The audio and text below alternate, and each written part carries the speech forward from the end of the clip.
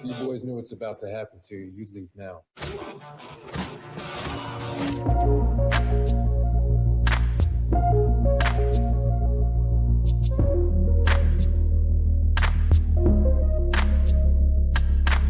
Some consider these traits to be toxic, such as undesirable in the men of today. We consider these traits such as these not only to be desirable, but to be appreciated and celebrated. Welcome to the Toxic Male Appreciation Show, hosted by and La Reina Creole. Welcome to the safe space for the toxic male.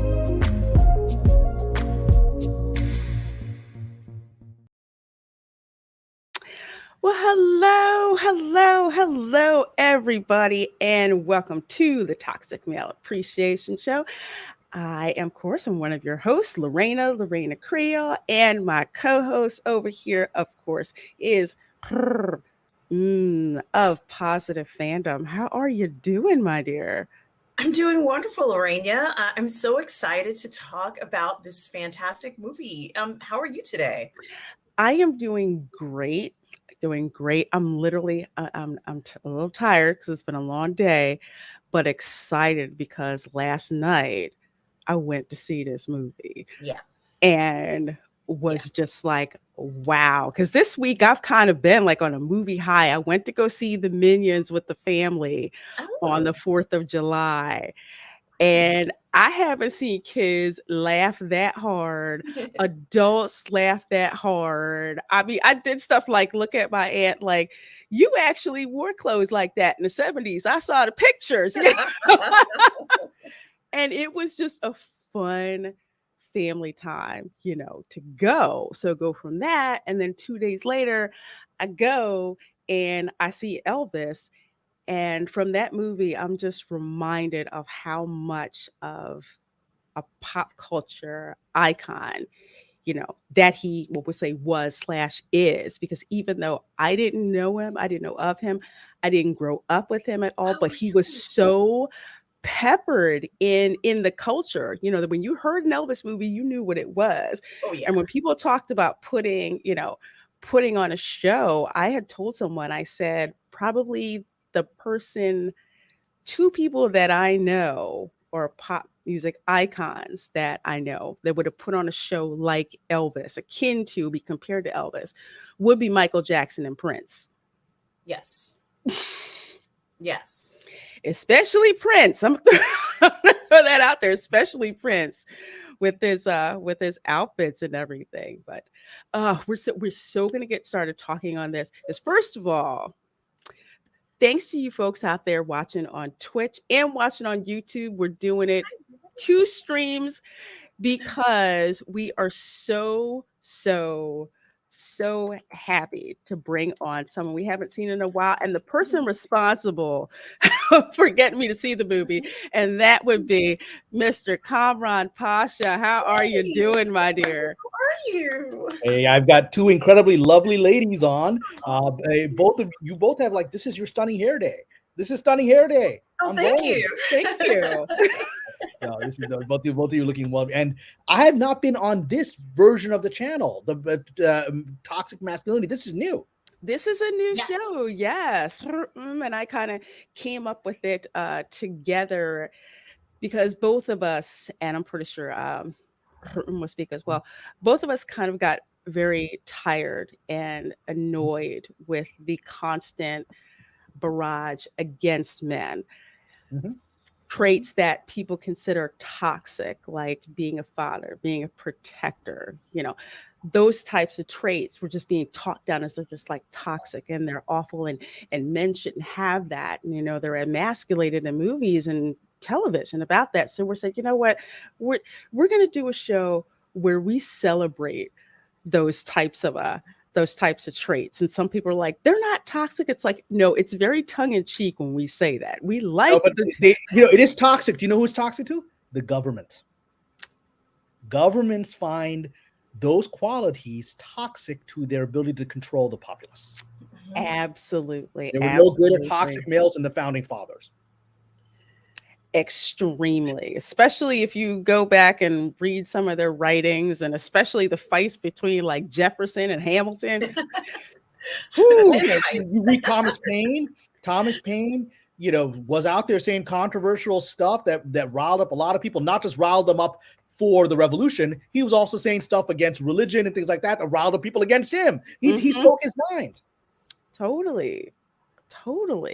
So we just started this show like every week, just bringing, either talking about some topic that, people are down on men, or just something in popular culture that we want to talk about that's related to toxic masculinity, or actors in particular that we want to talk to or talk about, would love to talk to some talk about with respect to quote unquote toxic male traits. Like for Father's Day, we did 2 separate shows. We did one for Denzel Washington and John David Washington and their relationship, and we did one about oh God, I'm blanking on Clint Eastwood and Scott Eastwood.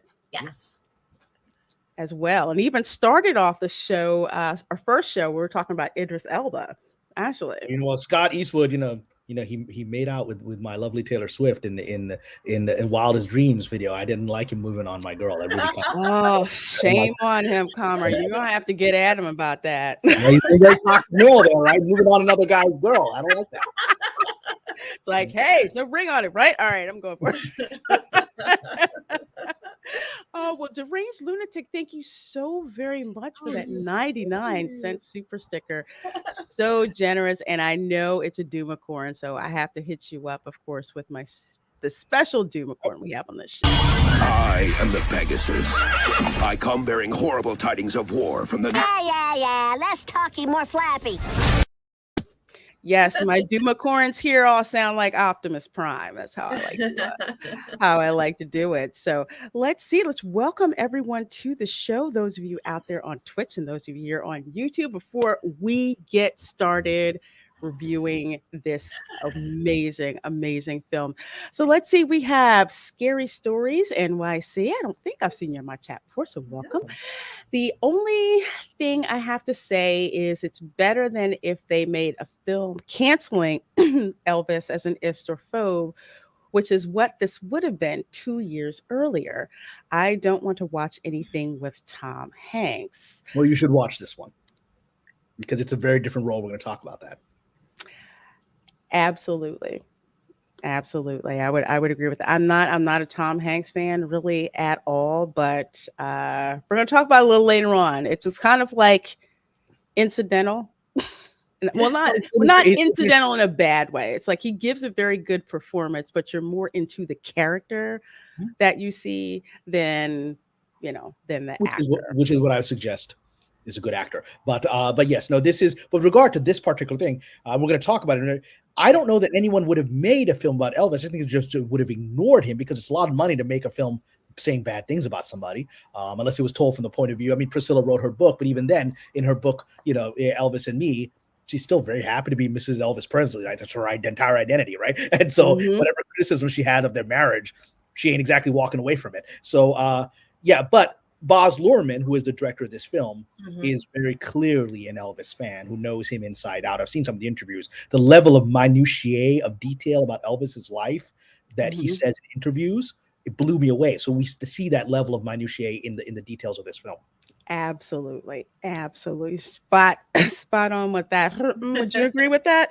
I would. I have to say, of course, the film that I always associate with Baz Luhrmann is Moulin Rouge. And, when Moulin Rouge was made, the biggest controversy for me, at least, or from what I remember, was that he used modern music in the Moulin Rouge film. But he almost had to, because a lot of the songs of the Moulin Rouge would be completely unrecognizable to a modern audience. And they would, kind of watch it and say, this music's okay, but not truly get the sensation of what the Moulin Rouge was. And now he had to do this with Elvis. And Elvis, everybody knows who Elvis is, but in order to truly understand Elvis's impact, it had to be done in a stunning, lightning speed, blazing kind of way.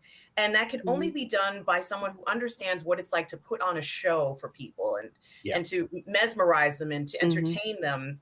And, I'm sure both of you agree, a lot of the film has parts where there's not a lot of talking. We're watching things, we're observing things, we're understanding things. Mhm. And Boz was very careful, even when he did interject a few pieces of modern music.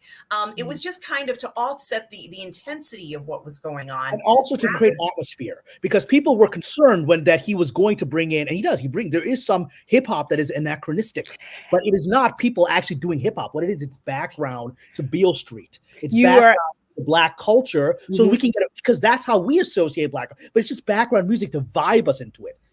That's what it is. exactly, and I loved that because so much of hip hop. When it started out with a lot of samples, because I would say, "Hey, this is really cool," blah blah blah. I tell my parents, and they're just like, "That's a sample from so and so and whatsoever," and I'm just like, Mahalia Jackson. "No, you got to be kidding me!" And that's what Elvis did. That's what Elvis did, and he did it very openly. And we'll He talk about the did. fact he's been misrepresented about that. He was proudly sampling Black artists and bringing them to attention. Exactly, and I love that. Oh, sorry, go ahead, my dear. No. I'm sorry. Gosh, we're all so No, excited. we're kind of, but I will just, but but I'm definitely going to say that bringing that whole thing with hip hop, honestly, I appreciated that because as someone who did not grow up with Elvis, melding that together with the blues that I knew, with his music, and then with the hip hop vibe, it brought it like.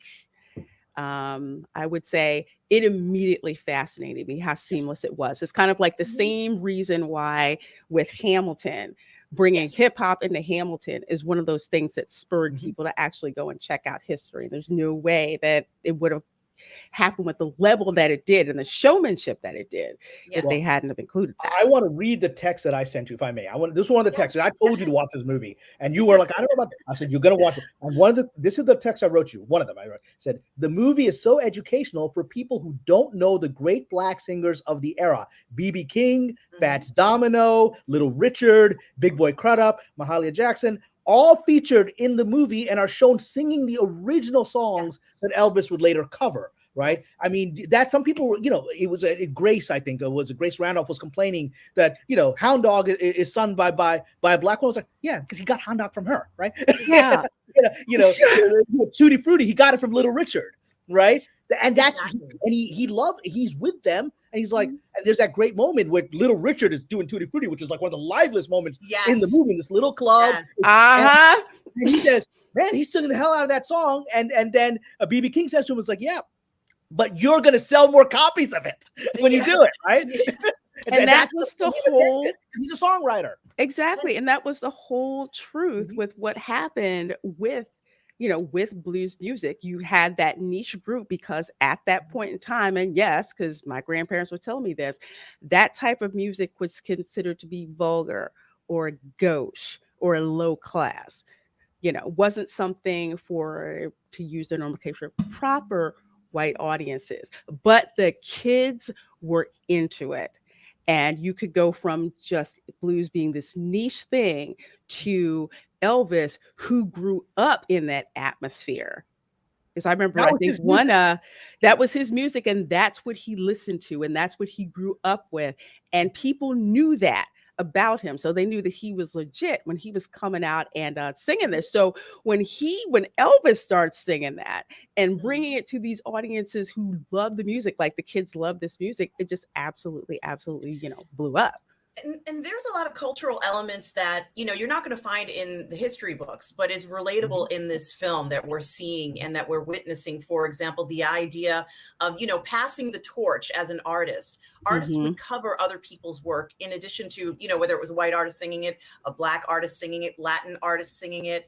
And, you had this transfer of music oftentimes from artist to artist. And they would say, well, that's so-and-so song, but they did a cover of it. And they had all these singers and standards in addition to this gospel music that was heavily shared and performed by people. And they did a good job of showing how the torch was passed. And a lot of times I don't like films where they'll show split screens, kind of like what we have here. When you see a movie, it's not always easy to watch 3 screens like that, but they made a point of showing Elvis and then, I guess it might've been B.B. King and then Elvis again as an older man. And I thought, what an interesting way to display this for people to understand how it affected Elvis's life. life as a performer, not just from the beginning, but even to the end in the film where he decides that he has to go back to his roots. He has to go back to what has, made him the artist that he is. What's important to him, it was gospel all along. It was this music all along that inspired him. The only thing he won a Grammy for.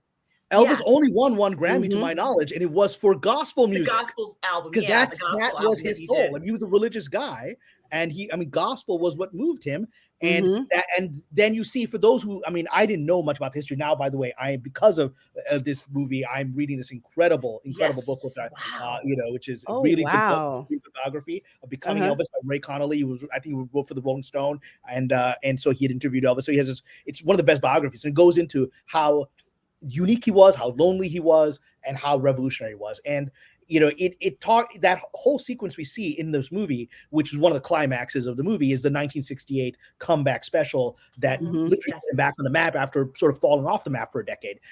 And the moment it culminates with this incredible song, "If I Could Dream," that and they show that, and it's essentially a gospel song, which is done to honor Martin Luther King, right? Because his manager wouldn't allow him to talk about the politics of King's assassination, right? So he said, "Well, let's do a song."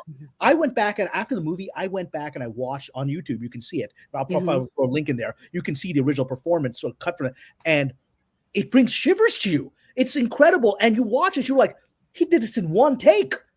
He did this in one take, and he says, "Thank you, goodbye." He walks off the set, and they broadcast that. And his heart and soul of who he was as a man, grieving for Martin Luther King, grieving for what America was becoming, was all there. Exactly. And like many artists, they wanted to speak out, and it was not easy to do this. And this is something, while we do see it, we have witnessed it. We've seen, examples of artists speaking out against the establishment. People were in danger. It was a dangerous thing to do. There was a high level of risk doing this. Real dangerous. People were trying to kill him. People were already trying to kill him for his music. And now if he's going to talk out about race issues, that he would have been taken out. Now, interestingly enough, Lorena and Kamran, I think that Baz Luhrmann's choice to decide to tell the story from, the manager's point of view. And, I really kind of had to think about what I thought in taking this approach, in the sense of, is the manager a reliable witness, let's say, because it is from his point of view. And of course, the manager is going to have his own point of view of saying things. To use someone who's essentially been vilified, let's say at this point, as a manager, however, did practices that many managers did of that time, which was the norm of taking people's rights away, taking their music away, taking most of their earnings away, kind of, cementing them into these contracts that they had difficulty getting out of, and then in the end owing millions of dollars on top of that when they try to walk away. I wondered, I'm like, is this gentleman a reliable witness? And then I thought to myself, it almost doesn't matter, because there are so many different points of view that are also represented in the film, especially when it comes to the audience, meaning us, as we're watching it. And it couldn't be more apparent when they start off with a scene where we get to see, Elvis essentially shaking his pelvis, if you will, this incredible gyrations. And there were guys like BB King, maybe not BB King, but other Black artists who were doing this at the Brooklyn Paramount. Well, and Little Richard was doing it. Especially Little Richard. Yeah, they would be on the floor, humping the floor and saying, "Baby, I need you, baby, baby," and it was just would drive the crowds wild. And they were integrated crowds in New York, at least. So there wasn't that issue of, whether or not there was Black and white represented there. But throughout the rest of the country, there was a huge amount of segregation still going on. And which they showed in the film. Yeah, Black audiences were forced to stand behind the ropes, and then they broke over the ropes. They did such a great job of showing that. And clearly you can see, as Elvis is growing up in Memphis, he's dealing with this, but it's in his heart, he believes in integration. He doesn't have a sign saying, "Hey, we need to integrate," but exactly. He grew up as a poor white kid living amongst the Black people. He didn't know the idea of these are different from us or we're better than them. It didn't even occur to him. Because one thing that I'll bring up, because it's interesting with having grandparents who grew up in the South and grandparents who told me what life was like there. And I remember my grandfather telling me, he's like, "Yeah, we were dirt poor, but we also had, poor white people who lived near us. And we just all were growing up there, together. If even if that family didn't have something to eat, they would share and get something to, they would get something to eat. And my grandfather attended said the same that's church. how attended the same church. Unfortunately, they were looked down upon by Southern whites in high society because that's where they lived and that's who they would associate with. You're getting those kind of manners, or I'm not going to use the language my grandfather used to use to tell me to describe it. But that's the things that he would say. And for some reason, well, we know the reason why. The attitude projected is that in the South, blacks and whites hated each other. That was not the truth. It was a class issue, and that's actually been America's issue behind race the whole time. Absolutely. It's totally been a class issue. And the class issue is, of course, the hardest thing to overcome. Because it's hard to go from, one class to another. And that's the thing that they'll fight the hardest against. Oh, the people of the upper classes, that's why today you'll have the upper class. We talk about the rich white wokesters. They will use race language to make sure the class divide keeps them on top, right? That's why that's why somebody like Malcolm X was such a threat to them, because he was teaching black people to create your own business. Become self-empowered. Don't take money, loans from these guys here. When he was creating a new class, which was the empowered rich black man. Boom, that's a problem. It was, and I also kind of look at the film from the point of view of at that time there was a group of adults, let's say the adults, because Elvis, he still was a young man, a very young man, not too different from the young girls and boys he was singing for, and for some of the younger artists. But we see that he does get advice from different people who will tell him to, do this or go in this direction. His mother and family, they're very close. We learn about his background. But they were very careful to kind of humble him for someone who was such a showman and had so much talent. And, Butler earns his performance, his Oscar. Oh my God, yes. Of the film. And it really was probably one of the most intense performances I've ever seen of someone, because we've all seen maybe not all of us, but let's say some of us have seen, documentaries about Elvis, and they kind of scratched the surface. But this was an incredibly thought-provoking and intense analysis of what it was like to see Elvis in person. If you could go back in time to when he first appeared and people saw it, and the looks on the people's faces was almost worth watching this film, because that's what the background makes a movie. The background actors bring the authenticity of the reactions to people seeing Elvis for the first time. And how much background makes this movie. And how much of screen time is spent gauging the audience reaction and the cutaways and seeing how they react, to Elvis. It was absolutely genius. And it was important to show it because, we do see clips, we see clips of Elvis. They show, you turn the channel and they'll say, oh, this is Elvis. He's got one for the money. And you kind of watch it, but we haven't seen something that goes to this level of performance before.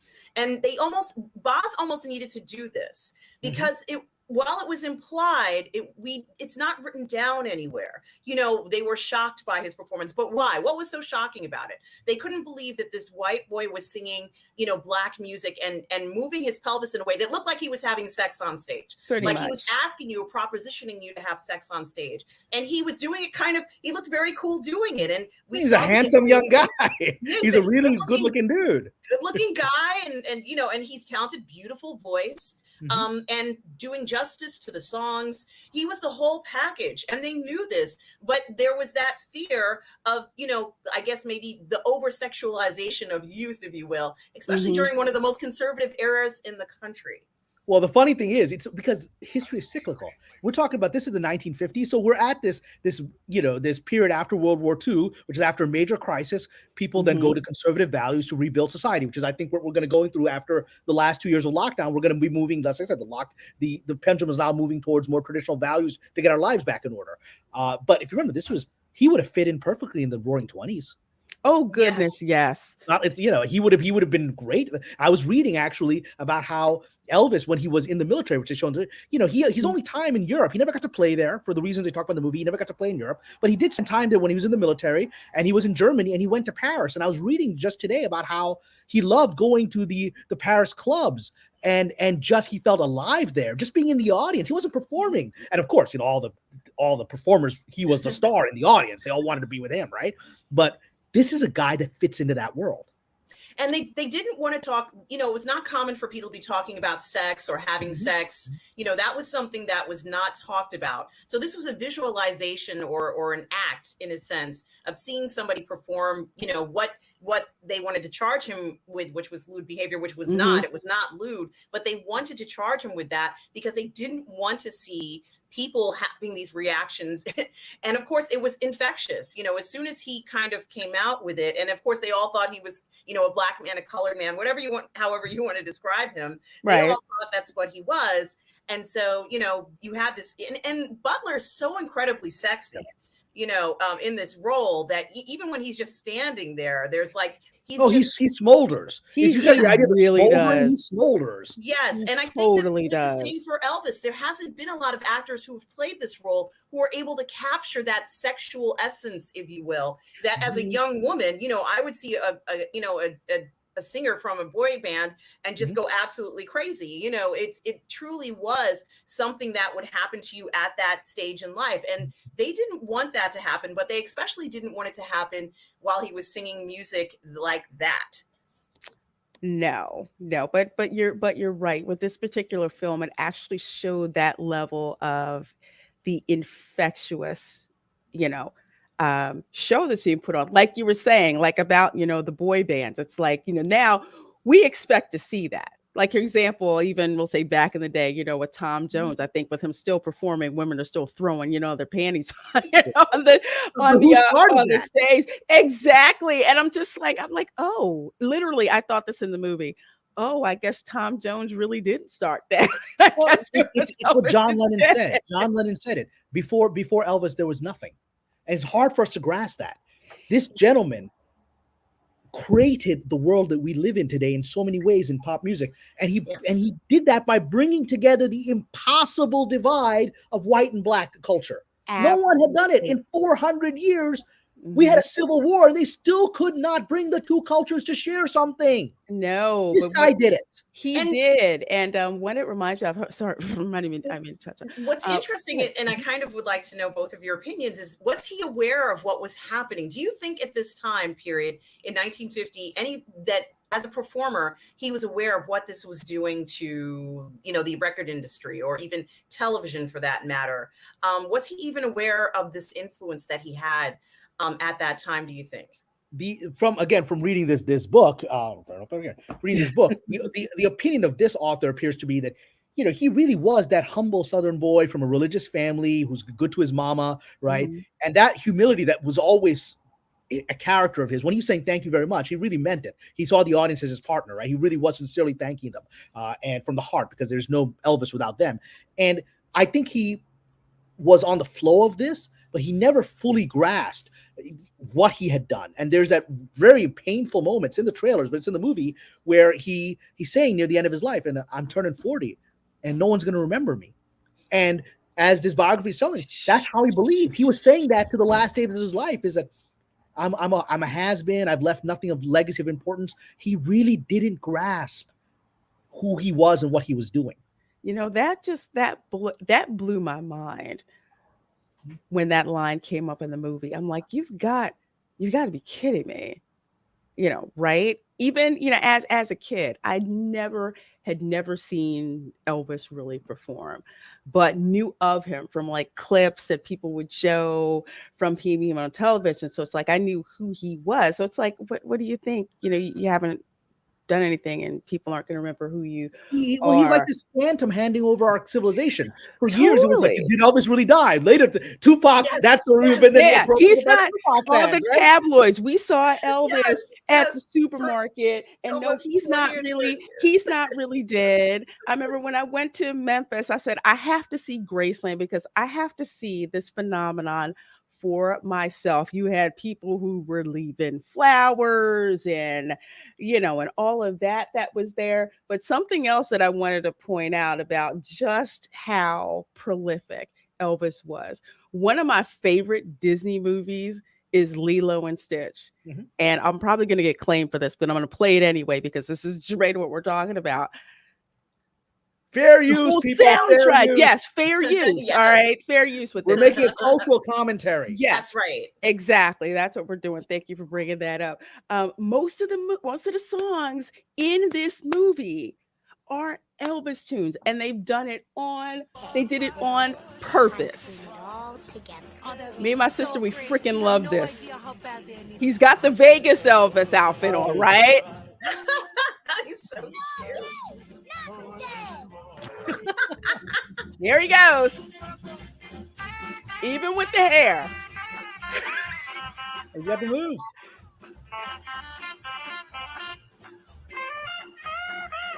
Little kids who didn't even know who Elvis was. I look, they're screaming for him. They're fainting. Yeah, Well, that's the exactly. archetype. I think if you talk about Elvis impersonators, right, that are still very prominent in Las Vegas, you know, they say that the greatest form of flattery is impersonation, and we as a culture continue to impersonate this man. Everything he did was first time. Those incredible designs and costumes for Vegas, he made that up. I mean, he basically designed all those himself. He said, "I want this to look American. Ain't no more American than this flashy," and he does it. Oh God, yeah. I mean, he created this image that we are still appropriating. Still, as a matter of fact, I think I remember in the movie Con Air, I think it was Con Air, where they literally had, Hey, hi lovely ladies. guys, good seeing you ladies here. Bring me on your channel. I'm doing a brief hiatus from my hiatus from YouTube. I'd Yes. love to come back on Force of Light Entertainment, talk over this movie and Ms. Marvel if you haven't seen it, whatever, all those things that I love. So yes. So, and I think in Con Air they had like this skydiving group. They were all Elvi. So they were all Yes. Elvises that were skydiving. Yes. And I'm like, it seems like there's always that cultural reference that you'll see in so much popular culture of just Elvis. And immediately. And it's now been resurrected for another 25 years because, you know, I wasn't as familiar with Elvis's songs. So I went back and I got like his top 50 greatest hits.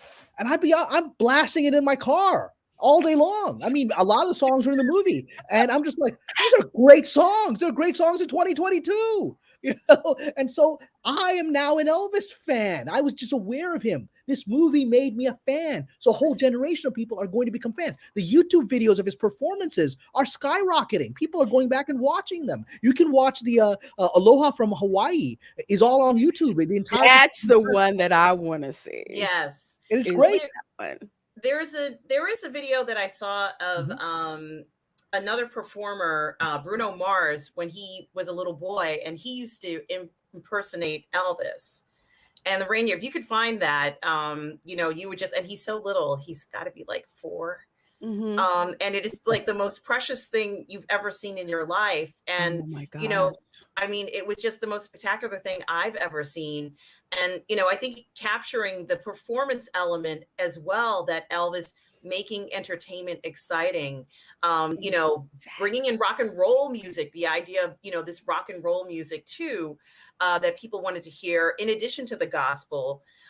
You know, I think that really did kind of force the hand of, rather than hearing, you know, what was people were hearing was like payola songs, you know, like how much was that doggy in the window, and, you know, these sort of very slow songs. I think that this really kind of boosted the record industry in the sense of getting it to go in a certain direction towards a new found music that teenagers were going to listen to. They brought in that new era with Elvis and the other performers. But we saw in the film how a lot of the music was, you know, some pretty decent country western standards. You know, they were okay, but clearly this new introduction of music reinvigorated the music industry into a direction that it hadn't or wasn't going in. And now it set it onto a path that people are going to be looking for music like that. And the irony of all of this is that, and I had no idea, I didn't know that the reason why he had to go into the military was because it was like jail or the military. I had no idea. I didn't know that either, because what was brought in, and Kamran can comment on this, because I think he might know a little bit more than I do. Everything that I had heard from like the newsreels that I'd seen, you know, you see Elvis, he's back and he's got his military uniform, and it's like he's done his duty as an American. I thought it was pretty much, oh, okay, he got drafted, served in the military, you know, to do his duty. No, And that but rich was people it. don't get drafted. That's the way it's always worked, right? Yeah, And exactly. for So a I'm rich, like, rich celebrity, as BB King says to him, they're not going to put you in jail. You're a famous white boy. And they're Mhm. not going to send you there unless you cross a line, which is, oh, black people are now crossing the segregation line at your studio, at your performances. Okay, we got to get rid of this guy. yeah, yeah. But I didn't know either that it was the military or jail. I'm like, wow, that right there just shows, it just blew away the spin, I will say spin, that I had been seeing for years about You with see, respect to Elvis in the you military. hit the pivotal thing. I sent, like I sent you a text. I sent a text to several of my black friends, right? So you got to see this movie. One of them Mhm. said, "I don't know, man. I heard this guy's a racist. I've heard a lot of bad stuff." I'm like, well, you really need to see this, right? What? Because that's the exact opposite of the truth, right? Because Mhm. he was close to Muhammad Ali. He stayed with Muhammad Ali. He stayed in Muhammad Ali's house for weeks, right? Muhammad Ali said, "People call me the greatest. This guy's the greatest. This guy changed the world more than I ever will." Muhammad Ali said that. And this guy's best friends with BB King. They show it in the This- movie. This BB just- King, it's not just in the movie. I found the original articles where he was saying in the 50s when he was being praised as the king of rock and roll in Mhm. Jet magazine in 1956. Elvis said, "No, I'm not the king. BB King is the king. Black people know this music better than I ever will. I can't sing like BB King." He said that in 1956. He interviewed to Jet magazine. No white guys interviewing Jet magazine. So this guy was the white guy who admired black people. So the fact that my African American friend had been fed this propaganda from the cultural appropriation and he was a Yes. racist, that's You just know, not true. this is it makes me angry in a lot of ways, because it's such an amount of ignorance that's out there.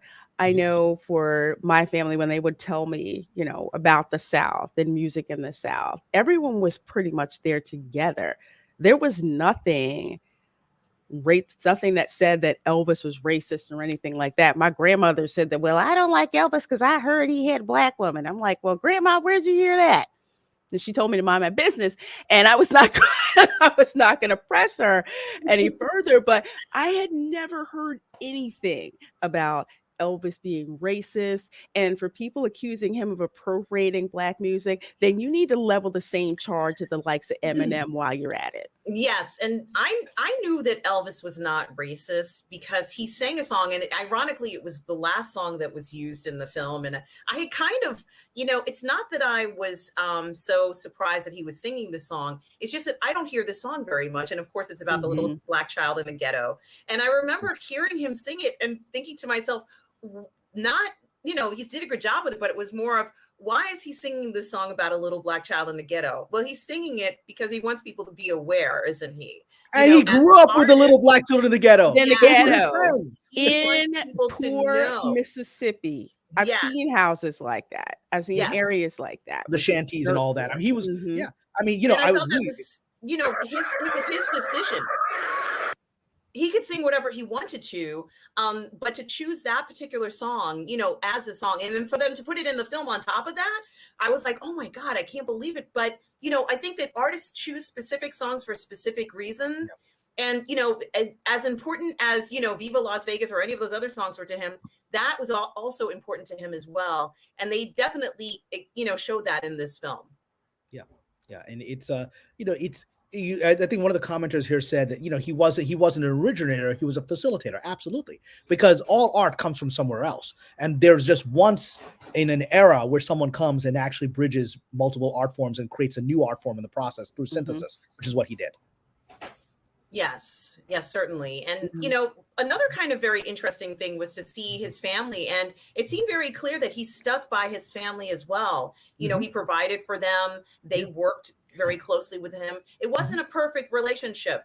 It certainly was not, no one's life is perfect. But we see, time and time again, how he's kept them very close to him. Even as you mentioned, Cameron, when things didn't work out with Priscilla, she was still part of the family. And we saw that. Unfortunately, Elvis got, subjected to, let's say, drug use, which was so prevalent at the time for so many Yeah. artists, the demands that they put on a lot of these artists. And although I think they did mention it in the film, you know, there were years where he was touring 178 shows a year, which is a preposterous amount of shows for any performer. You know, maybe you do no more You know, than he was 80 like the most shows. prolific, I mean, Yeah. performer on stage. I mean, this guy, we can't even imagine. This guy was doing show after show after show in Vegas, day Yes. after day after day for 5 years. Yeah, and the only other, and you know, and he was doing a lot of Vegas shows. Before he did Vegas, he did a lot of on tour, you know, Yeah, shows absolutely. across the country. The only other group that I can think that did this many was Ike and Tina Turner,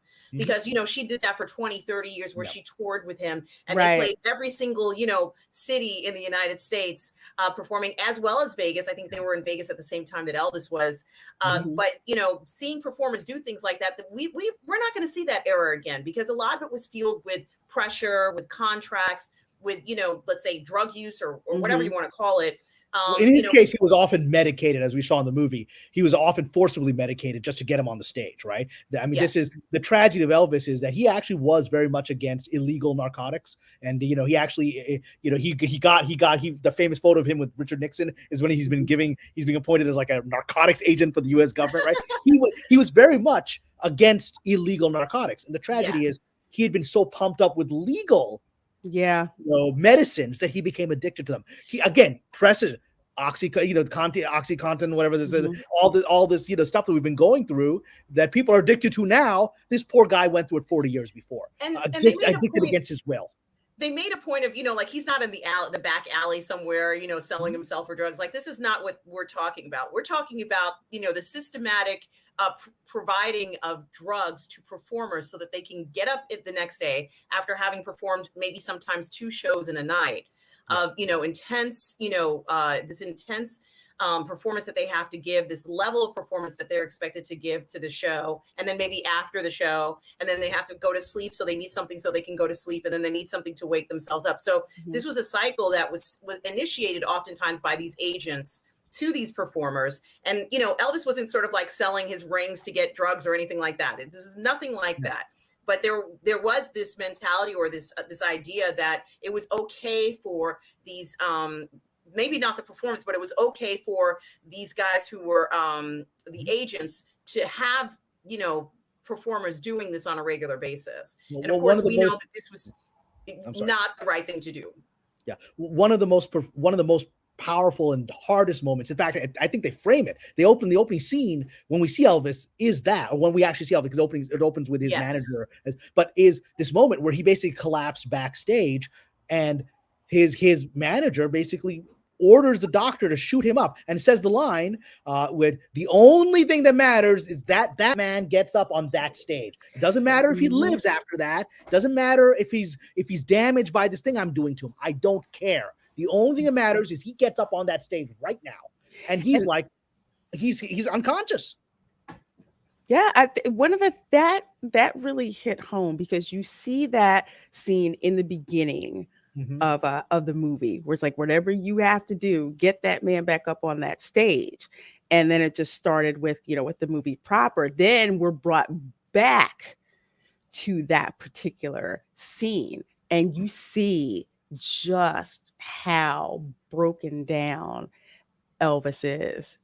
And the performance was just amazing, because as the audience, because we've seen how much he puts on a show, how much he puts so much of himself to give to the audience, and everything that he's gone through, not only for himself, but the fact of Priscilla leaving him. He loves his baby girl, Lisa Marie, and he is just broken, but he's like, I've got to keep doing the show. I've got to keep doing the show. And he was a family man.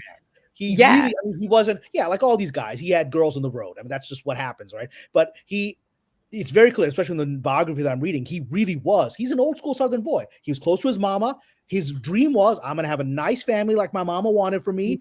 I'm going to have a wife and kid, and I'm going to grow up, take care of my kid. And there's this very painful thing I'm sure it's historical, where when she's leaving, and Priscilla, he says, and he's breaking down, crying, and he says to her, well, when I'm 50 and you're 40, we'll be back together. He doesn't get to live that long. I heard that. That was his hope. That was his hope. Okay, when I'm 50 and you're 40, we'll get back together. And he doesn't get that chance. And that was so heartbreaking, especially knowing especially knowing if there's probably some kids who've probably seen this. Who some people don't know Elvis is dead, but to know how he passed away so young, and to hear that line, it just does something to you. When you hear that, especially seeing how Priscilla and Elvis absolutely loved each other, but it's just the lifestyle just got in the way. I think in a way that if Lisa Marie wasn't there, she probably would have stayed much longer. But she's just like, I can't have your daughter in this. Well, I mean, You it's an love your impossible thing. child. It's an impossible thing for anybody. It's there's in this biography there's this great quote from Jackie Gleason, when very early in Elvis's career, when he started arriving in New York to do Ed Sullivan stuff like that. He did a Jackie Gleason show, and Jackie Gleason, who had initially been very like, I don't like this guy's music, I think it's really sinful, but then he took a liking to him, and he took him out to dinner, and he said, this is just before Ed Sullivan, when he explodes in the whole planet, right? And he says to him, you're about to become a very, very, very famous young man, and you need to keep going to diners, you need to go to the movies, you need to go out in the world, or you are going to become the loneliest man on earth. And that advice he doesn't take. He ends up becoming the loneliest man. He's trapped in this Elvis bubble that he can't escape. And how can any human being, any wife, anyone survive that? Exactly. And the scene where he's in Vegas, and I think it's when he's been there for several years, and when he's done, and the women, coming up to him. And of course, this is before the days of like AIDS or anything like that. He's full on kissing women on the mouth. Yeah. Oh, he's doing that. If you watch the Hawaii special, he's doing that on the stage in Hawaii. Famous for that, yeah. Yeah, and I'm watching, I'm just like, okay, Priscilla, I'm like, I could not sit and deal with that. Most but I was like, rockers, what are women they like, gonna fine, do? it on the. You've got a girl on the side, Yeah, don't get that. I don't want to hear camera, about it, but it's just like in front of everyone. Yeah. In front of everyone, and then the camera pans. I was like, okay, what are we gonna do? And then it pans, and you see her face, and I'm like, okay, all right. I think he was by nature a very sexual person. Yeah. And I agree.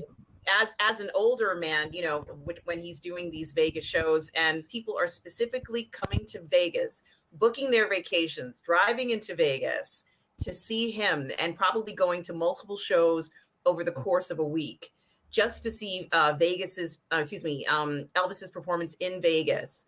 That there was an entourage of people. Any ordinary person could go and give him a kiss if they wanted to. Yeah. That's kind of an access that you don't have today. You can't go up to an artist like that anymore and get that close and hold the artist's hand and have eye contact with them in this way anymore.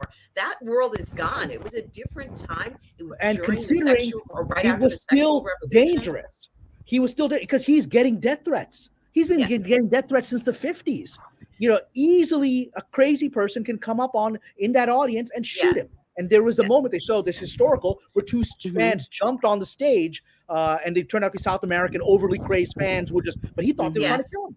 Right. But from a woman's point of view, as let's say, and we talked about in the 1950s, a young woman, my mother would go to the Brooklyn Paramount with my Aunt Sally, and they would see these, mainly Black performers at the time perform the way Elvis was, and they would scream and go crazy. Now you can go to Vegas. It's 1970.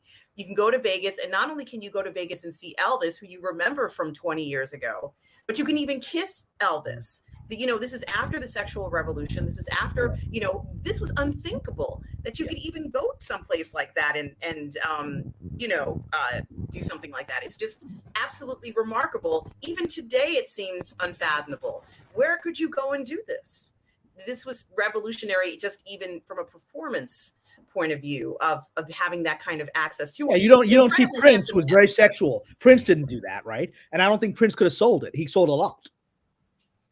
Yeah, Prince was incredibly sexual as well, and he exuded sex. And there are a lot of similarities between those two artists. Incredible talent. Prince just looked sexy just standing there. And he was 5'3", so a short guy. Exactly, Kamran. See, that's what I tell people. I said I will admit I'm a complete and total heightist, but Prince can once you try short, you perform his ass off. I would not kick Prince out for eating crackers. I'll tell you that much, because once you see him perform, you forget that he's that short. Because I have the same reaction when I do my book readings. When I do my book readings, I have the same reaction. Well, and the other thing that I wanted to mention about this entire scenario, and I don't remember what the first contract was, in Vegas for the 70s to be paid this much money. This was a lot of money at the time, and even though he was kind of, you kind of have to look at this contract that he had.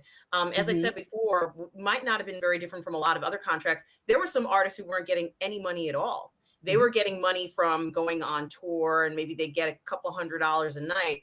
But he was making a lot of money for 1970. Yeah, he was about $1 million a year at the resort. So that with inflation, that's about 10 or 15 million a year today, right? It's unheard of at that time. It's an insane amount of money to make. And, for all practical purposes, for a performer to get a deal like that today, it would make the news. I think Britney Spears had one, Celine Dion had one. Who was it? Christina Aguilera had one recently where it was like $20 million, and honestly, you're lucky to get something like that. Not everybody could get a deal like that.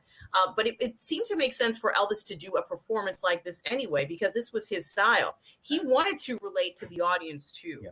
And so there wasn't that barrier that he had, because, when he got sent away, Kamran and Lorena, he had to stop music essentially for 2 years, which would have been, his career would have completely skyrocketed at that point. I mean, that really hurt him. And I almost wondered what was going to happen to him coming back after whatever amount of time it was, 2 years, 4 years, when the world has changed. Exactly. Well, what happened is the Beatles and others started rising, right? So he comes back into a world that he had set in motion, but now he's got this movie thing going on. While they're off, the Beatles are getting the screaming girls. He's off making movies. And so the one smart thing, they didn't really go into it in the movie, but his manager was actually very smart for creating his image, even if he stole all the money, right? And so what he did was, during those 2 years, before he went to the army, he had Elvis record a bunch of records that he didn't release until every few months while he was in the army. He would release them. They were pre-recorded. Right. And so that kept the craze going while he's not touring, right? Okay. But he had wisely had a bunch of stuff ready to go. And he said, go to the army. I'll put these out every 6 months. And, you mentioned his movie career, and, my mother watches Turner Classics every single day.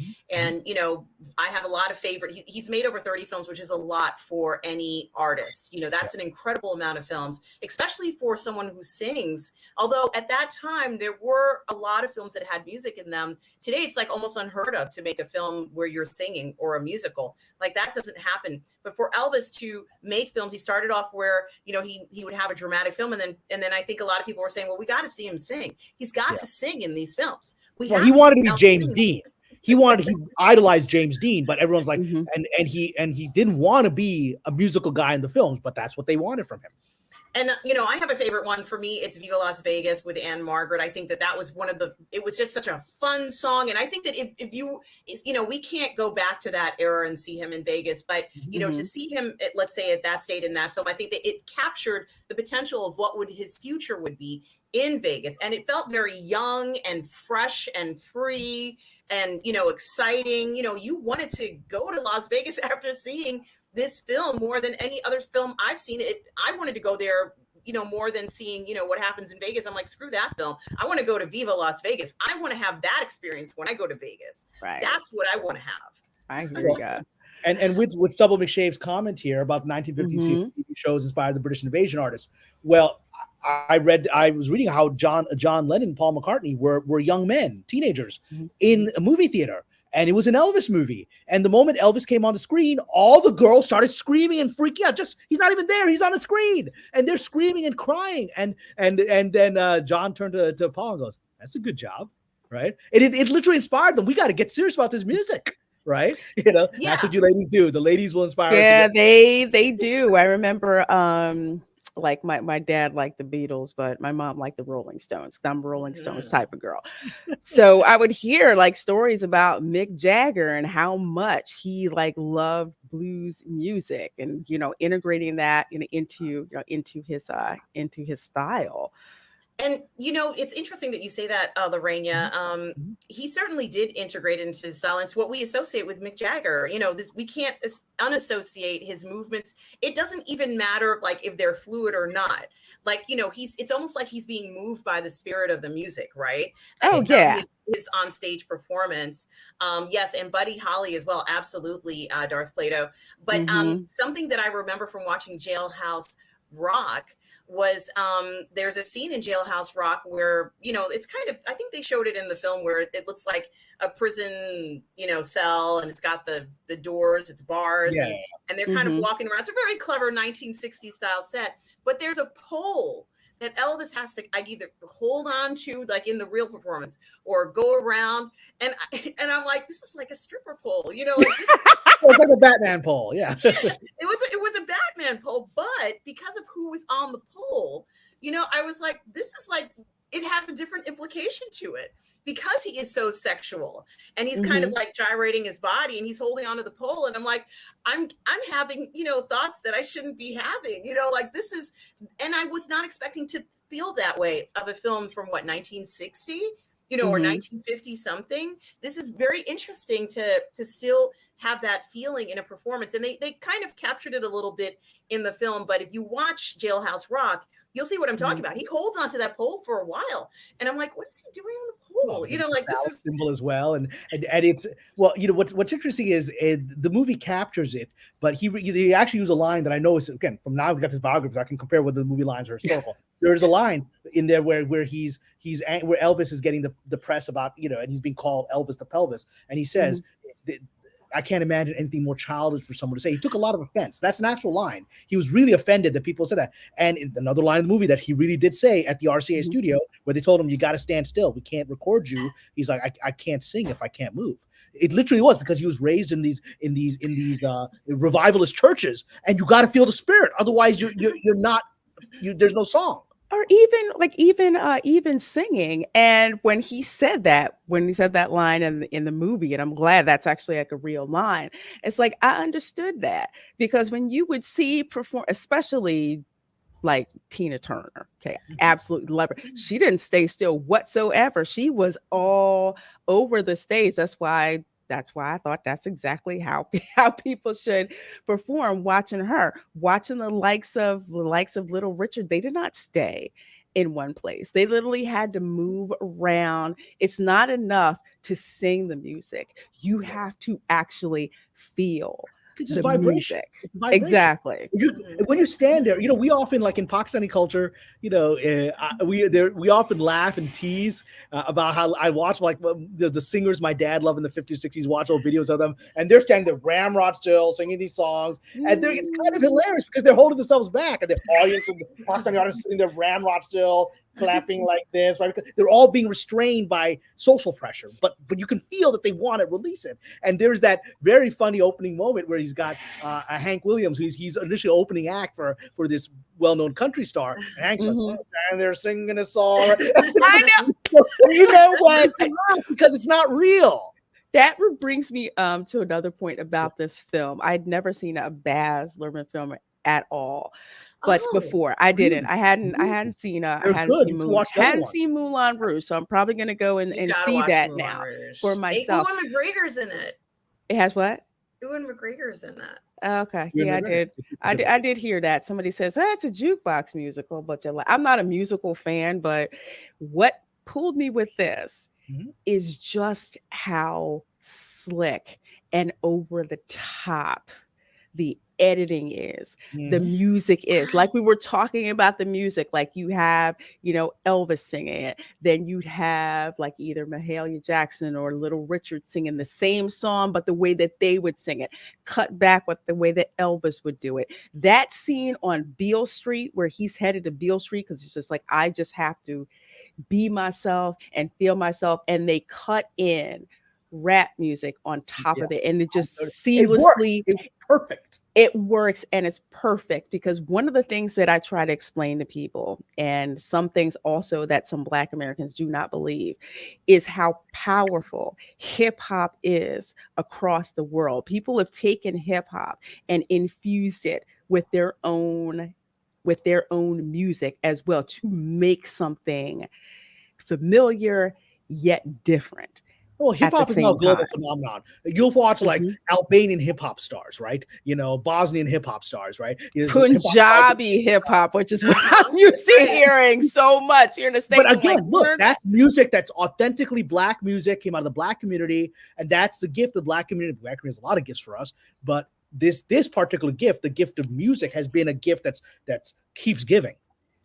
Absolutely. And with so many people just like into it, it's like music yet is another thing. And I really things that I didn't know about Elvis, one of the biggest takeaways that I took away from this film is just pretty much how bringing people together from different walks of life, especially the younger people who were just like, this is something that I have in common with someone that society tells me that I shouldn't associate with. That doesn't make sense. We both like the same music. So why should we, not come And together? what's interesting is that it's different from the kind of rebels that we may have today who maybe don't have the kind of life you actually want to emulate. This guy was a good old-fashioned traditional man, religious values, deeply dedicated to his family, to his mother.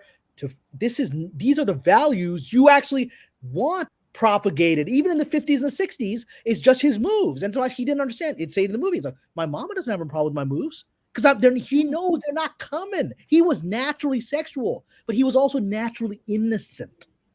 Exactly. Yeah. And I think that as they go into the era where he's doing these incredibly popular television performances that millions and millions of people are watching across the globe, let's say in the 60s and 70s, by that time where he's doing these specials, and we finally do see other, like there's a scene where they wanted him to do this Christmas special, which seems absolutely absurd, kind of looking back at it now. You knew that those guys, and you saw the dancers, and the dancers came out there and they were doing gyrations, and it was because it kind of showed the influence that doing moves like that had, but also how society in a whole has progressed. And his manager he had not progressed at that point. Oh, you got that right. You can see the let's say the generational divide, so to speak, of everybody else, like it's groovy or whatever. And everybody was on board, and all the dancers, and they said, bring the spiritual dancers on there. And they had, a guy doing like Revelations, and he was like, dancing to a Negro spiritual. And then they bring the prostitutes, right? And yes, bring the now cut to the whorehouse. Okay, now bring in the kung fu element. I'm like, it's a Christmas special. It's a Christmas special. I love that so much. And even getting excited. But it ends with this incredible, heartfelt gospel song. Again, I read now the history of that. He had that song written for this moment. There was a Black songwriter that he found, and he had that song written. He was not a songwriter. He usually covered other people's songs. That song was for him. He had that song written for that special because he wanted to talk about Martin Luther King and race and what America was becoming. And he belted it out. And so with all the fun of Elvis doing his full journey from like, you ain't nothing but a hound dog to all this cool 60s groovy stuff, to end with that. And they showed in the movie, that's all you need for a Christmas special.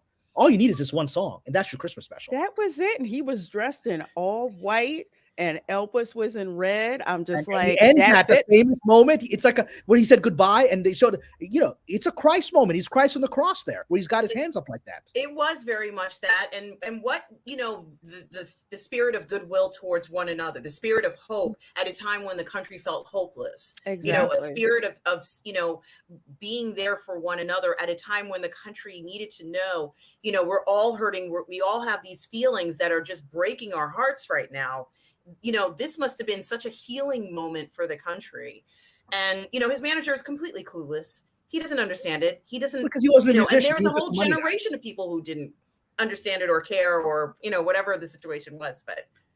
Money did have something to do with Cameron. Yes. Well, one thing I want to suggest, and this will be a controversial statement, but I believe it to be true. Without Elvis, the civil rights movement would have been even bloodier and would have been a second civil war. It would have torn the country apart anyway, but it would have physically torn this country apart. It's just like the 1860s. But this guy prevented that by bridging these two cultures in a way that no one had ever done. Yeah, and we can see evidence of that mainly because of the way that he was defined as performing Black music and defining it as a vulgarity. Exactly. That lack of respect towards musical expression, just even if it was an artistic expression you didn't understand, to actually put it in a classification of being against the law was no different from any of the other laws. And this is something else I wanted to say that I didn't say, although it's apparent. I think that we know this, but I think for a lot of young people who are watching this don't understand that in that town, and I can't say for certain whether it was entirely true in Memphis, but in a lot of towns in the South, you weren't even supposed to consort with different races. Nope. It was against the law. What he was doing, even though he was was in the same building with some of these people, he wasn't supposed to be spending time with them. There were strict segregation laws. And even to be seen with somebody, and they did show kind of photographs, they did a good job of it, but it was against the law. I don't think, to get that concept in a film and for it to be, for it to come across, I think, you both had mentioned the cordon when he was performing, but, even just a normal day-to-day situation where you were expected to get off of the sidewalk so someone else could, use the sidewalk. Exactly. This is really an era that he grew up in. Can you imagine having that as a reality and realizing, my truth is I accept these people as if they are my own. Yeah. Well, there's that line B.B. King says to him, which is, they can arrest me for crossing the street. They're not going to do nothing to you. You're a famous white boy. But for me, if I try to cross the street, they can take me. Try to cross the street, make eye contact with someone. I mean, it was a very, very dangerous, dangerous time. And just like was saying, consorting with another race, no, that was not accepted, and you were basically shamed for it, or worse. And so when they saw Elvis's performance, it was apparent, I think, to many of the people, especially the older generation, that he had been hanging out, let's say, with African Americans, learning this from them. He didn't kind of like just, he wasn't driving by his car, and say, oh, look what I saw. No, it was clear that he had spent time with them. And that also disturbed them terribly, that he would even think about doing something like that. They felt was, completely against everything that, was important to them. So exactly. It's the moment, and it's they show it in the film where the initial producer at Sun Records, when he's just showing up and he's trying to get a break, and then he's not able to break until he does this old blues song, this old rhythm blues, and he's like, Big Boy Crudup. How do you know Big Boy Crudup? Because he was that revolutionary guy, the producer who was trying to bring Black music mainstream, wasn't succeeding. So he was that guy. But he's like, but there's no performers that actually know this. I have to teach them this. I don't have to. You know who this guy is? You know his music? That's when he signed him. Yeah, exactly. Something else to kind of bring up, because like we've been saying, like it's been portrayed in the movie, Elvis grew up among Black people. He grew up these kind of areas, like I've seen them because like my grandfather's from Mississippi. It was pretty much the same thing. They all lived together, ate together. Again, were looked down on because you were basically so poor that you had to associate with Black people. That was pretty much what it was. So they didn't, they would demonize, let's put it this way, upper society whites in the South would demonize Black music. And if you think it's just an American thing, I have news for you. Salsa is extremely popular, isn't it? Yes. Guess where salsa started? In the Black barrios.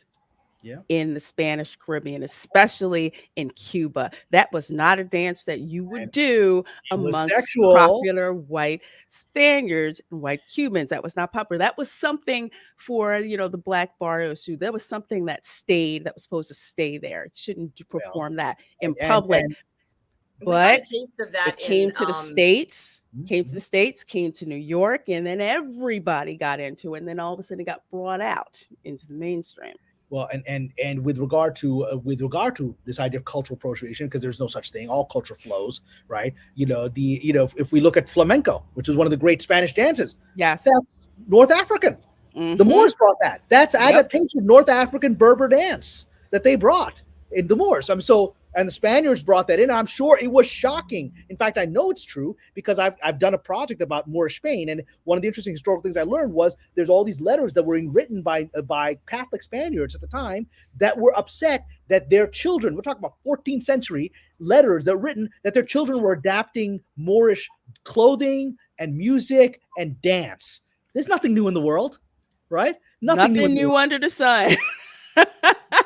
Hey, Soul Assassin. Yes, you do. He says, I learned something new about Spanish history every stream. There's a wonderful documentary on YouTube. I forget the name exactly, where they go over the history of salsa, and they go all the way back to bringing, African rhythms paired with Spanish storytelling, and how that progressed, even having that sound brought back, because like Count Basie brought that sound to New York, and then it went and spread back to the Caribbean. So it's really it's an interesting and that's parallel.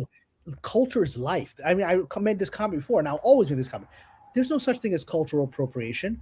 Culture, by definition, is water. It flows. It gives us life. It changes. It's wonderful if people in white people in the South are making chicken tikka masala and making better than my mom. That's great, right? Because my mom makes really good jerk chicken. My mom makes better jerk chicken than I've gotten at Jamaican stands in New York. You're making me hungry. Yeah, me too. We're gonna have to go out and eat after this, guys. Who is a master of jerk chicken, right? She learned that from her Caribbean coworkers. That's good. We all need to meet in Memphis after this, Oh God, yeah. I was actually planning a trip with our friend Mexican Iron Man because he's in the South now. I was actually planning a trip to maybe go do a trip to Nashville and Memphis, and I can't do it this month. But I'm serious. I'm planning because now I want to go see Memphis. I want to go to Graceland. I want to see all that. If we are paths can cross with Mexican I would love to if we could do a trip, maybe a weekend or something, guys. Yeah, I would love that.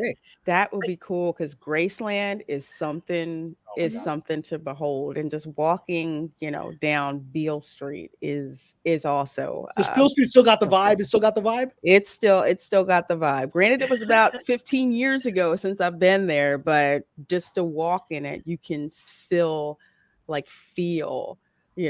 blues music. That's there. So I'm really glad that they portrayed that in this movie as well.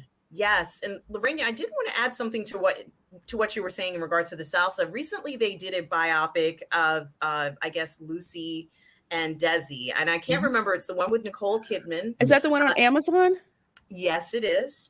And it was nominated. I think it was nominated for an award and everything like that. It was a wonderful performance. But one thing that stood out in the story was, of course, the music was so influential and popular in the United States at the time. Big deal. It was such a popular music that every nightclub in New York, in Miami, in California was playing this music, all night long. And that's what people wanted to hear.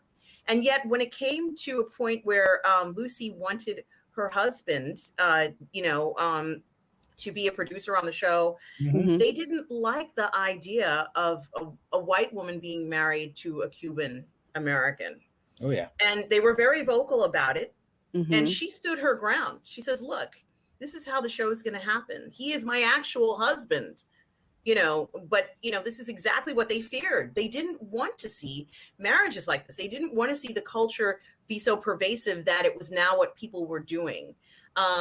However, they were willing to listen to the music. They didn't want their families to become that. And that fear, that Elvis was experiencing and that population also reiterated in other, forms of music as well. Well, the irony of that, and I'm going to say something political here, which might upset some people, but the irony of that. That's all right. Go for it.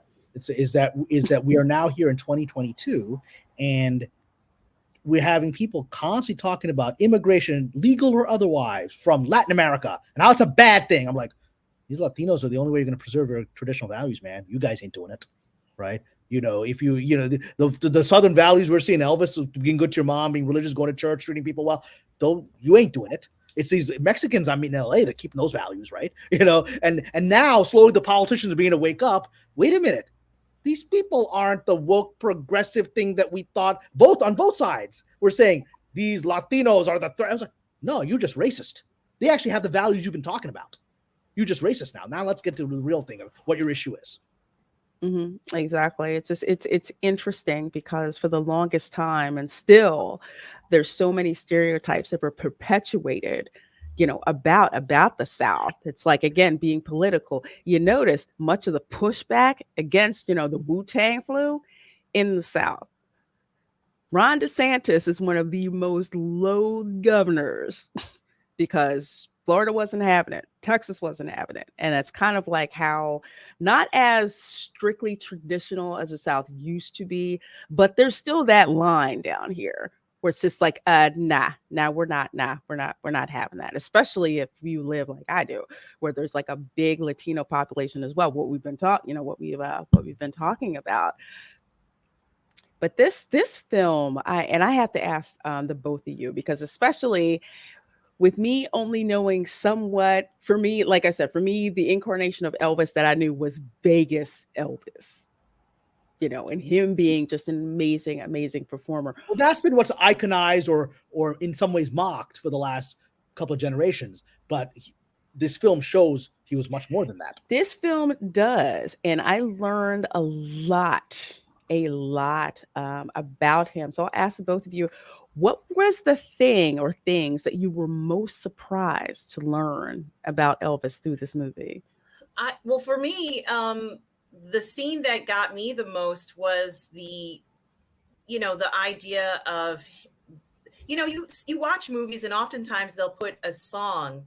This was a movie that was going to have a lot of musical elements to it. And sometimes a lot of musical elements seem very kind of, inappropriately placed, or, you knew that something was coming and then they use it and it seemed quite obvious. But the Suspicious Minds segment where Elvis is singing Suspicious Minds at the same point where he just kind of, has he loses faith in his manager, and of course it's rightfully so. And these things happen in entertainment. You can lose faith in your manager over anything, so I'm not necessarily going to say that one was right, the other one was wrong. But let's just say there was some kind of something that came between the two of them.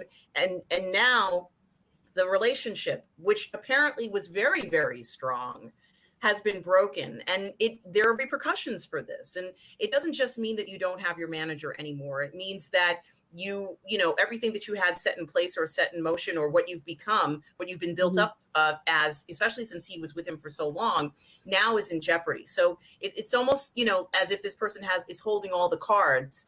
And, rightfully so, he's within his rights to say, I don't want to work with this person anymore. But the Suspicious Mind segment was just done so perfectly.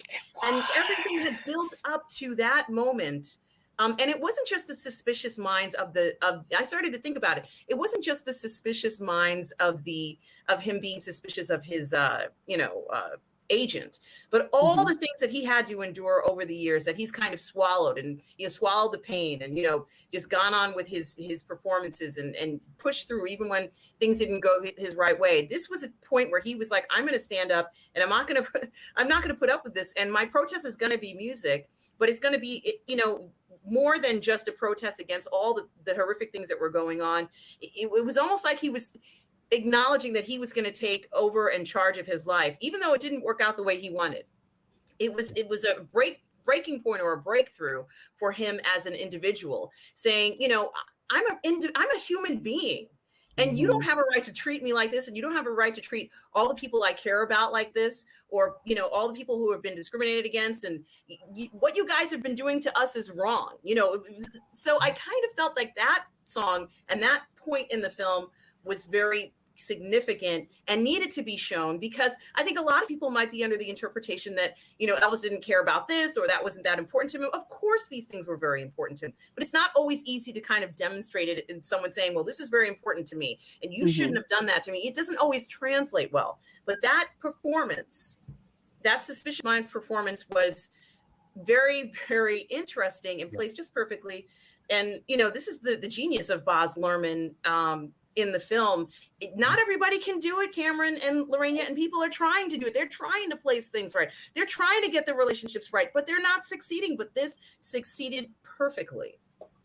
That's, you said so many profound things, and I think the movie really culminates perfectly in Vegas. I mean, one complaint that people have had, and it's not an unfair complaint, but I think it's fine in the cut that we've got, is that we don't see a lot of the songs in their full length, right? And Baz Luhrmann has said he has a 4-hour cut of this movie that they wouldn't let him release that. Oh man, I want that. I will watch it. I hope he does release it. He has a 4-hour cut of this movie, and that they forced him to cut it down. So.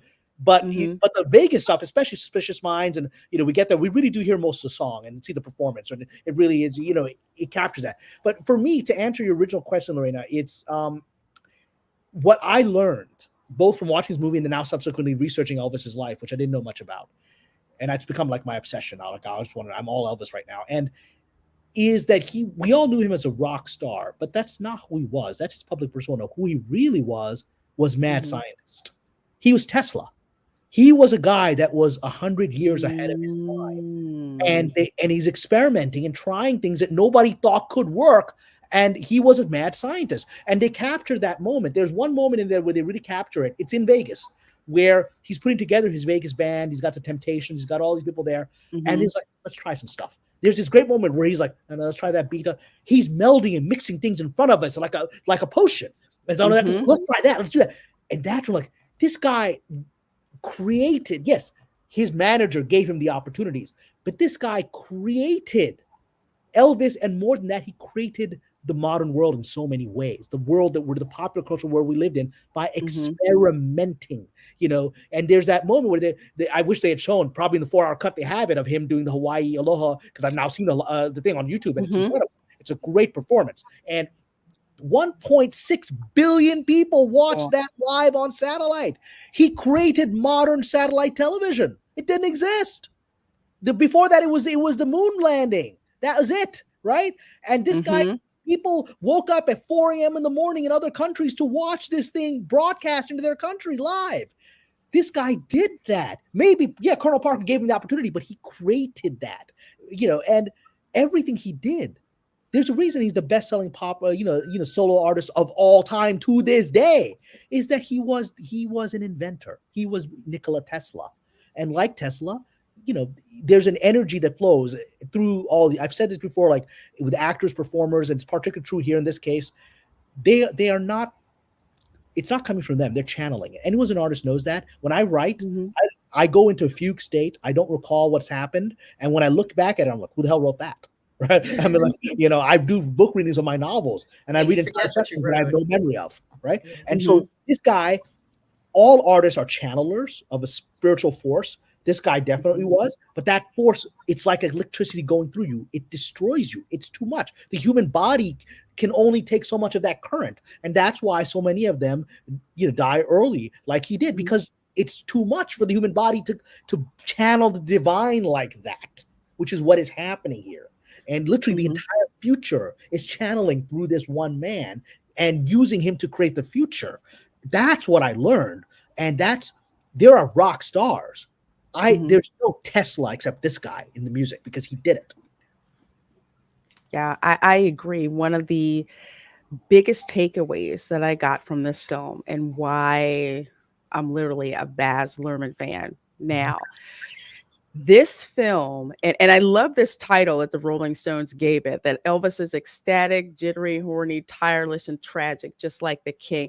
You are led on such an emotional journey. Like, I only knew about Vegas Elvis, the like urban legend kind of Elvis, the Elvis that's perpetuated in pop culture, because we just know, awesome showman. Okay, so you got to live up to that, and the concept, the character, but also the respect of who Elvis is. But to find out his life from the beginning, where he's hearing blues music, on out to honing his talent, and like Kamran, like you were saying, that scene where he's like mixing, soul and gospel, and it's like he's got strings there and he's got trumpets there, like mixing in real life and coming up with something different. Between seeing what's going on with this family, between him, performing on stage, literally by the end of this, especially when we get to the part where he does the last performance of his life. You feel the exhaustion, but you also feel that he still wants to give. And this movie gave me such a holistic view of who Elvis really was and just how passionate he was about his art and his craft. And there's so very few people like that these days. And know, it's like, it makes it, in a way, it makes you sad, because it's just like someone who's so willing to give that much and yet be so humble and to give, and to give this, to us. So it's wow. it's without a spoiler here, because all really good biopics always do this at the end. The very final moment is a transition from Austin Butler doing that final song, Unchained Melody, which is an incredibly beautiful song, to the actual Elvis doing that. And I've seen that. That's essentially his last performance. He dies about 6 weeks later, and it's literally, and it's song, and you watch it and you realize he's singing to God. It's I'm coming home. That's a I'm coming home song. His soul knows he's going. When my father passed away in his sleep unexpectedly. He wasn't ill. His day had come. He just fell asleep and didn't wake up. But my mother tells me that in the days before, she should have gotten the signs. He started saying strange things. Like, my dad was very possessed. He's the guy who has that old sofa that he'll never give up, no matter how old and broken it is. And somebody started giving his stuff away. Like, take all my old clothes, give them to charity, right? She started doing it because his soul knew he was going. He didn't know. And so you hear that performance of Elvis singing Unchained Melody. His soul knows, this is my last song to God, and I'm coming home. It was something else. Stephanie, thank you so much for that $4.99 super chat. I sure do appreciate that, my dear. She says, "Hi, Kamran." Good to see you, Stephanie. And if you haven't seen this movie, you've got to go see this. I think it'll blow you away. You really do. And I'm glad that Kamran made the recommendation, because I'd seen advertisements for it and I was like, I don't know if I want to see it, because it's like, okay, Elvis, yeah, all right. Like the hesitation other people had. Yeah. And it was more of just like, do I really want to see this? Is it really going to be worth my time? So that's kind of like the way that I was coming at it, because you had people who were like, oh, well, Elvis was racist. I said, well, I knew that wasn't true. I said, no, that's not it. It's just, my time is precious. So do I want to invest my time in a movie that's going to waste my time? You need to give me something that's different. So when you were just like, Reina, you're going to love this movie, you really should consider, going to go see it. And I'd happened to drop the name of this movie to my niece, and she was flipping out. She's like, "Oh my God, it's another Baz Luhrmann movie. You have got to see this movie." And I'm like, wait a minute, you're 14 and you're telling me that I needed to see. We'll see. The next generation movie now knows him. This is Baz. That's a man like this is iconic. 1,000 years from now, people will be making Elvis hologram movies, right? Yes. He is not going to go away. He's one of these people like Plato and Aristotle and the great prophets of our religion, and Shakespeare and Beethoven. He's not going to go away. No, he's really not. Hey, Jerry. And that's one of the things that I love about modern technology, the fact that you can go now back to just YouTube and just pull up these performances. That is just, it's like time in a bottle, so to speak. So generations who didn't know who he was, oh, okay, I can go up and on YouTube and wow, actually see, that particular performance. But one thing I wanted to show before we wrap out, because Urton had sent this to me. So apparently this is Bruno Mars, right? Yes. He's known the world over as the youngest Elvis impersonator. If I get claimed, I'm going to have to clip this. But... Yeah, youngest Elvis impersonator. Oh my God. The suit is bigger than he is. And he's got the hair too.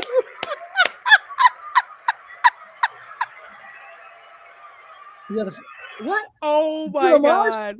Yes. At 4 years old or 6 years old or something like that. Bruno Mars. His suit's bigger than he is. Is this not the most adorable thing you've ever seen in your life? This God. is so cute. But look, Bruno Mars is one of the great artists of our time right now. He's a huge hit artist, and this guy starts with Elvis. Before Elvis, there's nothing. John Lennon was right. Before Elvis, there's nothing. There's just nothing.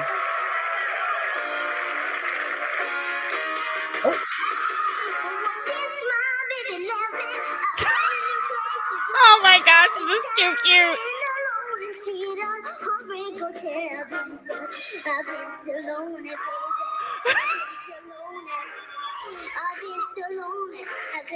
He's even got the facial expression too.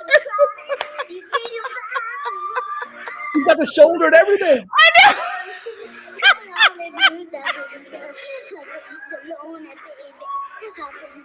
Oh my gosh.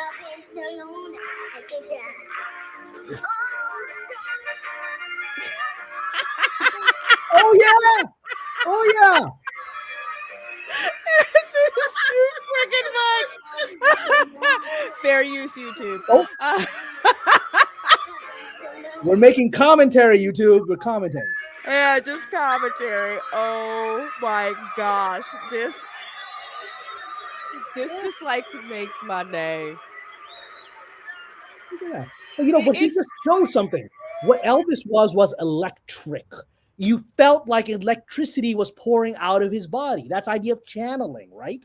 Exactly. He's shaking. Initially, he was shaking. The iron they showed in the movie. He's shaking because he was scared of stage fright. And then the girls are reacting to it, and they're like, "You got to do more of that." But it's because even the stage fright, there's an energy channeling through him that he can't control. Mm-hmm. That's what we're seeing.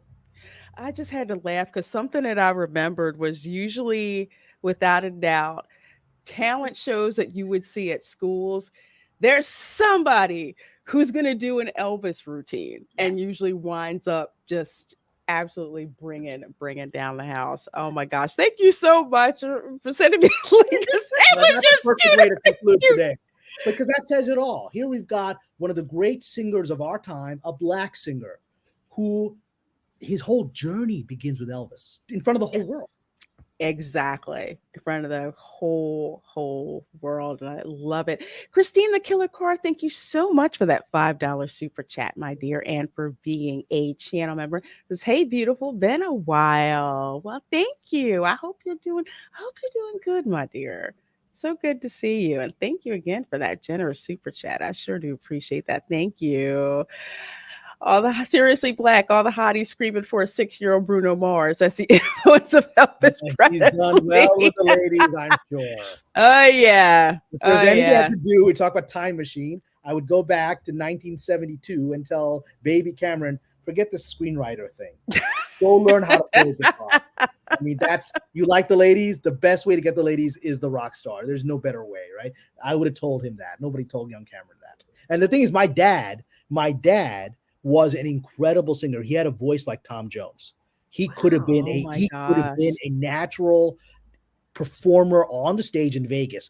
And he was raised in a cultural environment where singing was considered low class, very conservative family. My aunt, his elder sister, did not know my father sang. So one day she was visiting our house, and we're talking about in her 70s, and she heard, "What? My brother sings?" This was his most incredible talent. She didn't know. And so somewhere in my genes, I got it. It's there. I'll have to find it. Well, folks, you know what? This movie is so amazing. I mean, if they drop that 4-hour cut, I will buy it on 4K because it's just that iconic. So thank you so much, Kamran, for dropping that recommendation to me. I sure do appreciate that. Let the folks know what you've got going on, Kamran. I have your link to your Patreon in the description box. So folks, please do check that out. Well, that's the only thing I got going on publicly right now. I've made a brief return here for a few days. I've been away from YouTube for a good reason, which is that that I've sold a major project to a major network, and both these lovely ladies have read it, so they know about it, but I can't talk about it publicly. And you'll both be happy to know. I just before our call today, I just got on notes from the producer for the next draft, which we're about to hand in hopefully tomorrow. Oh, nice! Better than the draft that you read. I'm very proud of it. Wow. Hopefully closer to the filming version.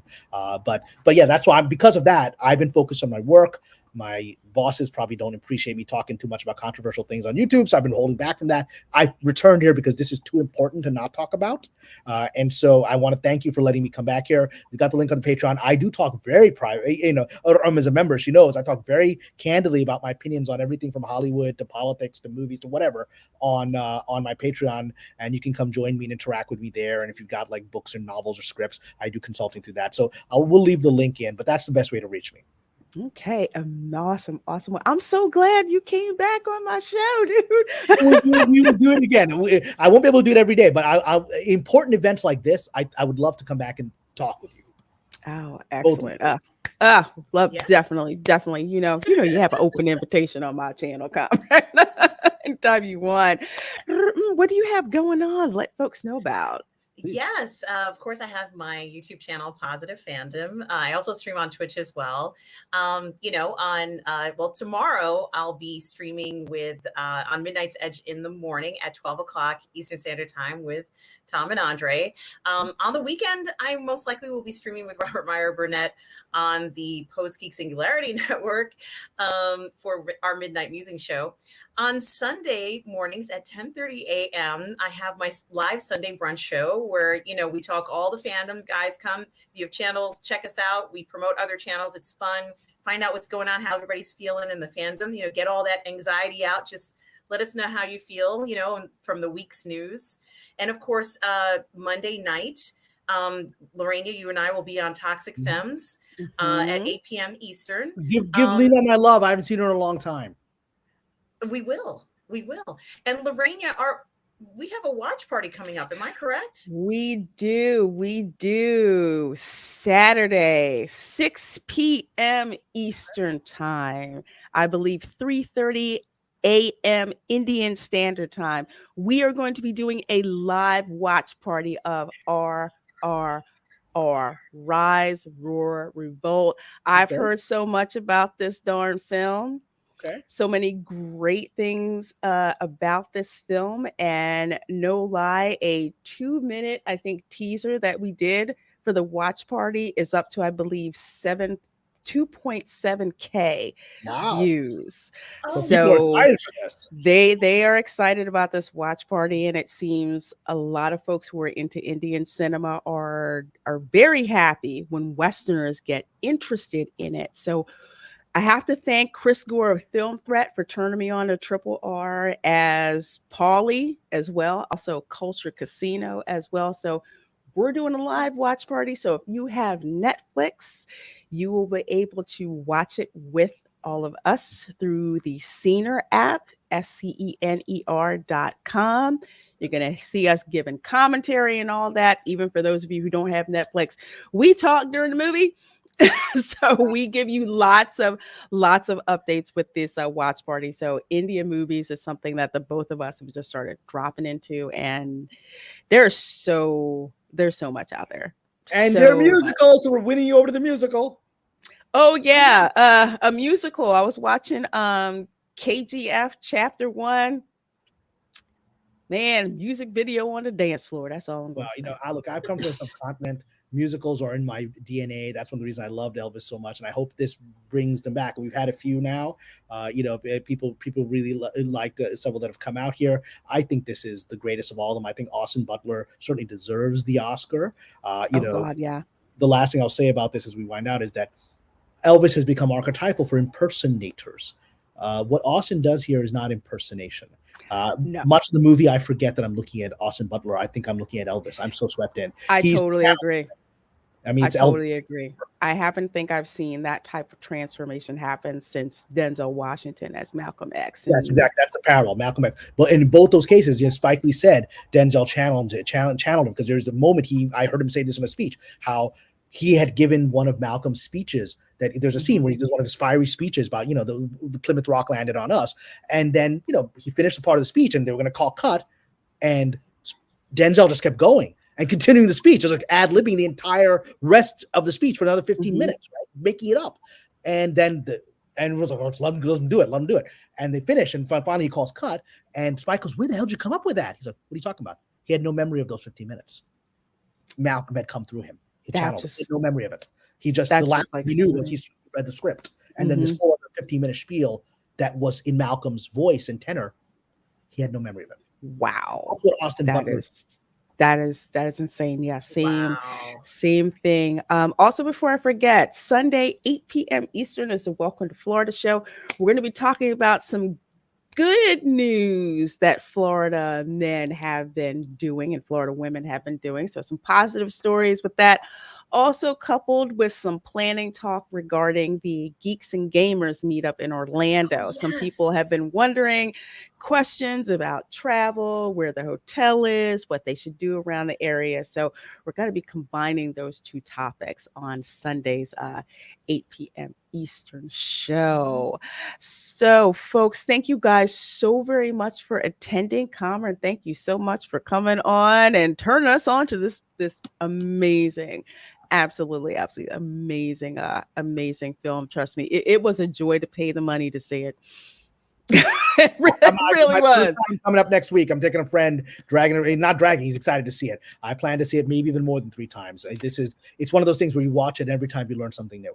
I totally get you. I get that. And of course, thank you so much for being my wing girl, as always. It's always a pleasure. And I hope this means that musicals and musical entertainment is back in Hollywood. I hope this is the direction that we're going in. We need a lot more of this excitement, a lot more of this entertainment style movies coming back. The last one I remember even close to this was The Greatest Showman on Earth. And that Which I love. Which I still have to see. That's on my list. Movie. That's on my list to see because of Hugh Jackman. I don't like musicals that much unless somebody dies in it, which is probably why I like Phantom of the Opera. But you like Romeo and Juliet too, which is I do. Rouge, then. I do. So I have to see that. But The Greatest Showman, I said for Hugh Jackman because I love Hugh Jackman. So it's a great movie. It's one of those moments where the critics just didn't understand it. It was like they didn't have a political agenda against it; they just didn't get it. This is a great family movie. And Zendaya, I felt like that was her breakout role because she was playing a character that's pretty much like a trapeze artist, which is not an easy thing to do when you're not actually a trapeze artist. So she had to learn those techniques, and it felt like, something that it felt very authentic in that regard. And it's pure magic. And actually, but P.T. Barnum would love it that you make P.T. Barnum a likable person because he wasn't a likable person. He was closer to Elvis's manager in reality. That's the ultimate snow job, is that this movie makes P.T. Barnum look like a hero when he was a villain. And that P.T. Barnum would love it. Is a sucker born every moment. Yeah. And I love the fact that they reference that in Star Trek The Next Generation. That cracked me up to this day. Well, folks, thank you so very much for joining us. If you're watching this on a replay, thank you so much for watching the replay. Please do hit that like button. Please do check out Kamran's Patreon. Please do subscribe to her because we're trying to get her to 8,000 subs. That's so 8,000. Wow, that's a whole other level than the last time I checked. Yeah, we're trying to get her there. I think, what are you at 875? Yeah, something like that. Yes. Yeah, we're gonna get her. We're gonna get her there. We're gonna get her there. Okay, folks, thank you so very much. We will see you next time.